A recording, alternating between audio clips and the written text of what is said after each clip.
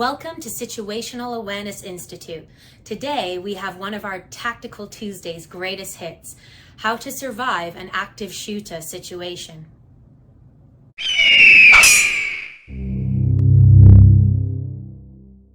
Would you know what to do if someone came into your school or workplace and started shooting? CBS 46's Brittany Miller joins us now live from the newsroom. And Brittany, you talked to an expert tonight who has some advice, detailed advice, that could save lives. Oh, yeah. Right, so we invited an active shooter expert into our newsroom to show us exactly what to do. The biggest takeaway was do not hide. He said to be smart, be quick, be quiet, and be ready to fight.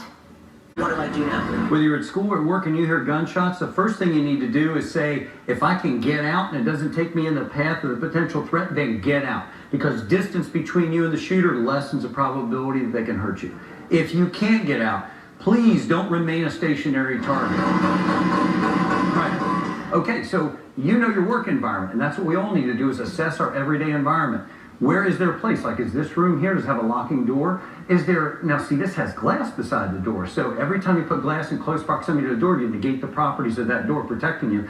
Now there's a room over there that doesn't have glass beside the door. So could we go in there and lock that door and fortify it? So what you need to do when you go in that room is you lock the door, you barricade it, and you find an improvised weapon. If they breach that containment, then you make a commitment to survive. Now remember, we have good jobs because we have clean records. But this is a time where we go from customer service to the warrior mindset because we want to go home alive to our family. Somebody needs to be securing the door while you're gathering improvised weapons. And so you have a security team holding the door closed, and you have an assault team that's using that force to defend you. And have a piece of rope that we can loop around here really quick, and then the students, teacher, fellow employees can stand farther down the wall where the shooter doesn't know where you're at. We can hold the door closed.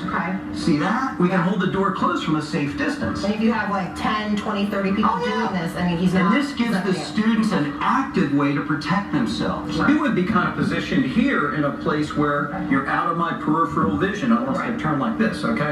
So anyway, when I come in, remember my arm bends this way, but it doesn't bend that way. So you want to lock it like this and use it to take me down. So what you can do is grab, and I usually teach people to, so you can... So pull you this way? Yes, ma'am. Okay. And then you apply your body pressure and then just fall to the ground. You're going to take me, because my arm doesn't bend that way, you're going to take me to the ground, and then you call out to other employees. You have a secret code word. Right, so as you just saw there, getting the shooter down on the ground is key. But let's say you're in the next room and you can only hear those gunshots. The expert says that you should turn off your lights and cover any windows that are indoors. You also want to make sure that after you call 911 that you put your phone on silent just in case they call back. You don't want to alert the gunman. And lastly, we want to make sure you do not run with large crowds in one direction just in case there is a second shooter. We're live in the newsroom tonight. Brittany Miller, CBS 46 News. Brittany, great advice we hope we'll never have to use. This is Georgia Napolitano reminding you that victory favors the well-trained warrior.